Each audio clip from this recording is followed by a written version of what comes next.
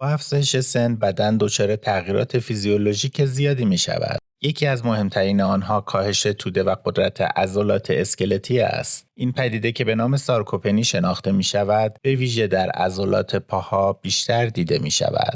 پژوهش‌ها نشان داده است که از سن 50 سالگی به بعد توده عضلانی سالانه بین 1 تا 2% و قدرت عضلانی بین 1.5 تا 5% کاهش می‌یابد. این کاهش در عضلات پاها که نقش مهمی در تعادل، حرکت و استقلال فردی دارند، شدیدتر از سایر قسمت‌های بدن است. ضعف در عضلات پاها نه تنها راه رفتن را دشوار می‌کند، بلکه می‌تواند نشانه‌ای از کاهش سلامت عمومی، افزایش خطر زمین خوردن و حتی مرگ زودرس باشد. علل اصلی تضعیف ماهیچه‌های پا در سالمندان عبارتند از کاهش فعالیت بدنی، کاهش جذب پروتئین، کاهش سطح ویتامین دی و التهاب مزمن بدن میباشد.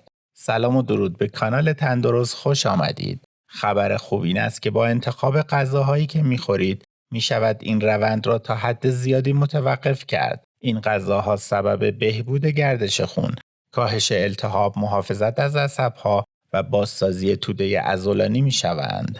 در این ویدیو بر اساس مطالعات و منابع معتبر علمی به معرفی 5 ماده غذایی مهم می‌پردازیم که نقش کلیدی در تقویت عضلات پاها، پیشگیری از ضعف عضلانی و بهبود عملکرد حرکتی دارند. در ادامه با من همراه باشید تا بدانید چگونه می‌توانید با انتخاب‌های ساده غذایی از تضعیف پاها جلوگیری کرده و کیفیت زندگی خود را ارتقا دهید. شماره 1. تخم مرغ. تخم مرغ یکی از کاملترین منابع پروتئین و آمینو اسیدهای ضروری است که نقش حیاتی در ساخت و نگهداری عضلات ایفا می‌کند. تخم مرغ حاوی لوسین است، اسید آمینه‌ای که به طور مستقیم سنتز عضله را تحریک می‌کند. زرده تخم مرغ ویتامین دی دارد که به استحکام استخوان و جذب بهتر کلسیم کمک می‌کند. اگر کلسترول خون شما نرمال است، توصیه می شود روزی 1 عدد تخم مرغ در رژیم غذاییتان بگنجانید.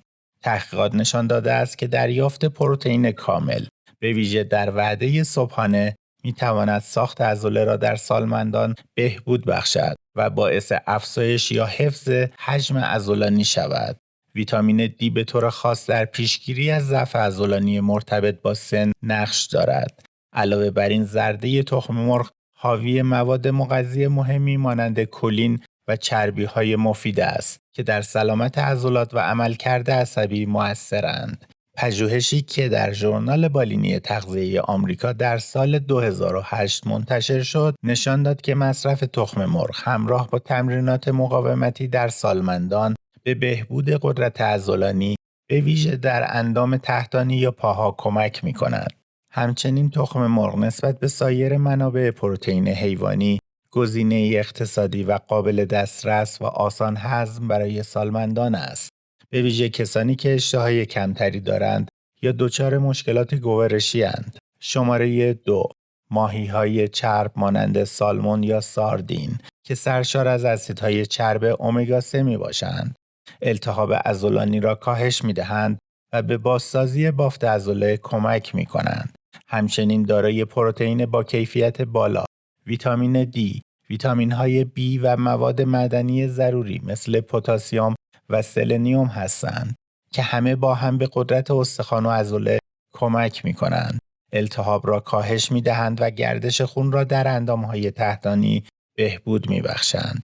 بیایید از پروتئین شروع کنیم. ماهیچه‌های شما برای ترمیم، بازسازی و حفظ قدرتشان به دریافت کافی پروتئین نیاز دارند که با افزایش سن حتی این نیاز مهمتر می شود، چون توده عضلانی به طور طبیعی کاهش می یابد که سارکوپنی نام دارد و اگر به این مشکل رسیدگی نشود، شخص دچار ضعف، مشکلات تعادل و مشکل در انجام امور روزانه مثل حتی نشستن، برخاستن و راه رفتن می شود. ماهی سالمون همه 9 آمینو اسید ضروری برای ساخت و ترمیم عضلات بدن را دارا می باشد و با اسید چرب امگا 3 که دارد التهاب را در بدن کاهش می دهد. التهاب مزمن سبب آسیب بافت عضلانی، آهسته شدن بازسازی ماهیچه‌ها بعد از فعالیت فیزیکی و اختلال در گردش خون اندام‌های تحتانی بدن می شود.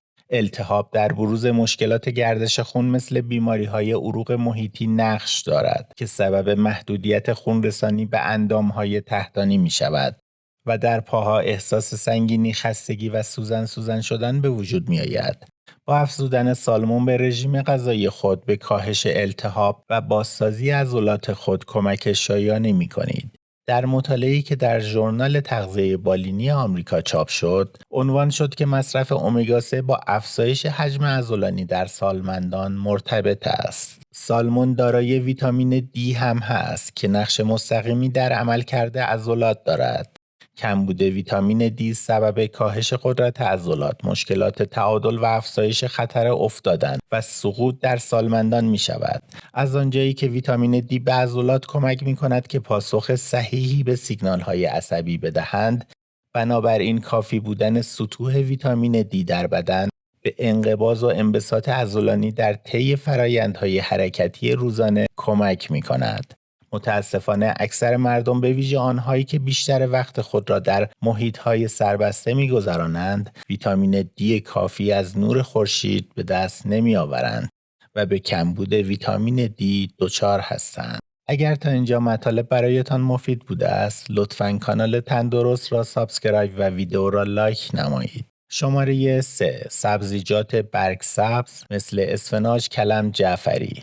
این سبزی‌ها حاوی نیترات طبیعی هستند که با گشاد کردن عروق باعث افزایش جریان خون در ماهیچه‌ها، رساندن اکسیژن و مواد مغذی بیشتر به عضلات پاها و تقویت عملکرد آنها می‌شوند. مخصوصاً وقتی که ماهیچه‌های پاها بعد از خستگی ناشی از فعالیت فیزیکی، راه رفتن و ایستادن طولانی به این مواد مغذی و اکسیژن بیشتر نیاز دارند.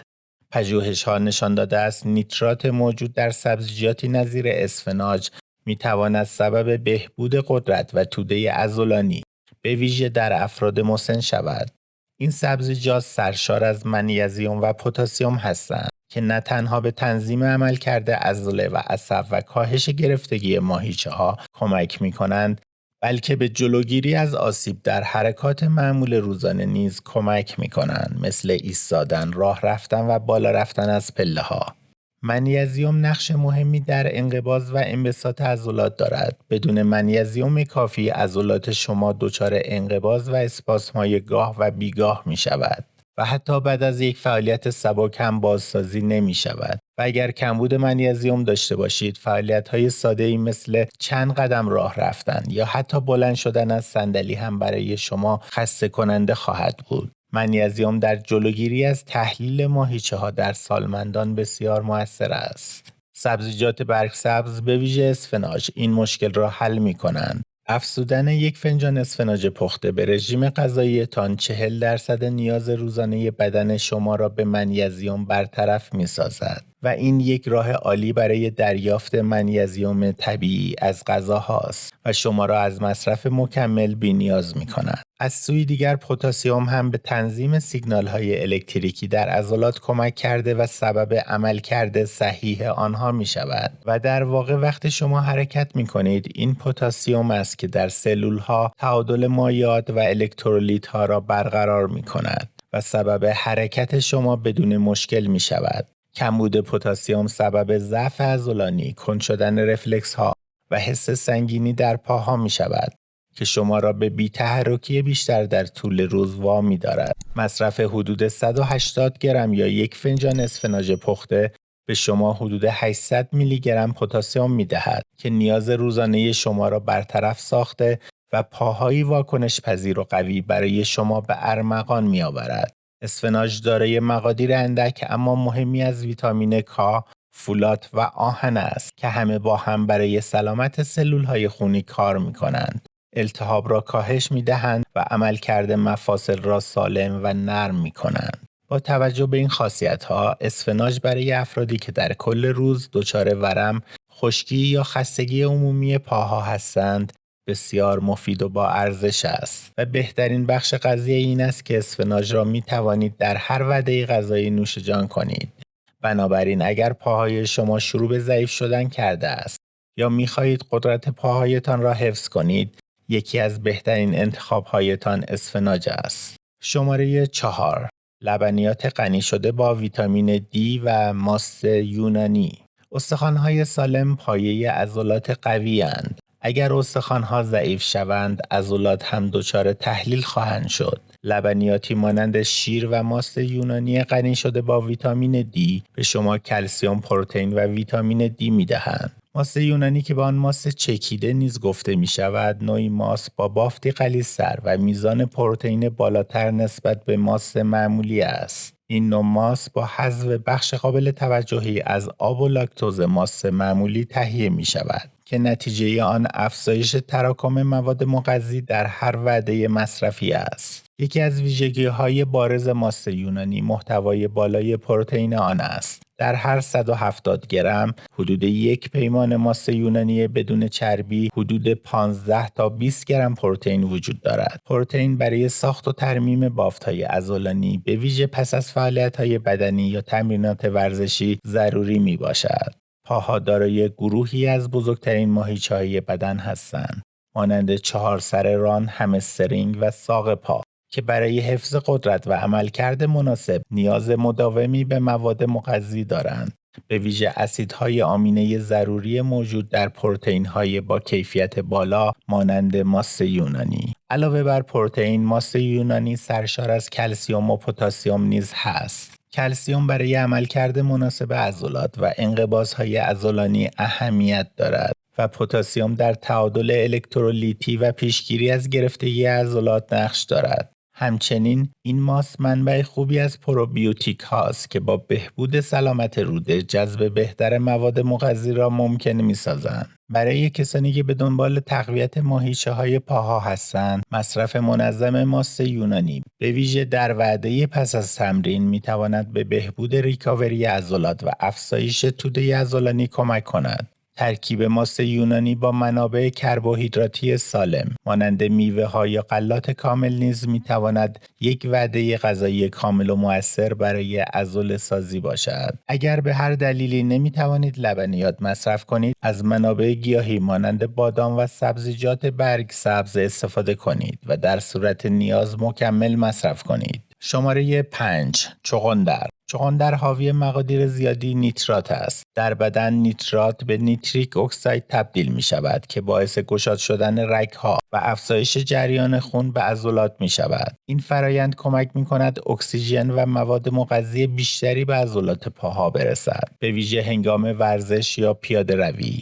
مطالعات نشان دادند که مصرف آب چغندر می تواند زمان خستگی عضلات را به تأخیر بیاندازد، عملکرد ورزشی را افزایش دهد و قدرت عضلانی را بهبود بخشد، به خصوص در عضلات پایین تنه. چغندر با کاهش فشار خون و بهبود عملکرد عروق به رساندن مواد مغذی به عضلات پاها کمک می کند. در افراد مسن که با پدیده سارکوپنی مواجهند، چغندر می تواند با بهبود جریان خون و افزایش توان عضلات پا در حفظ تعادل و کاهش خطر زمین خوردن آنها نقش مهمی داشته باشد. علاوه بر تغذیه، فعالیت بدنی منظم مثل پیاده روی، اسکوات یا دوچرخه ثابت به افزایش قدرت پاها کمک می کند. خواب کافی، کنترل استرس و هیدرات نگه داشتن بدن نیز برای حفظ توده عضلانی حیاتی هستند. پای قوی یعنی تحرک بیشتر، استقلال بیشتر و زندگی با کیفیت تر.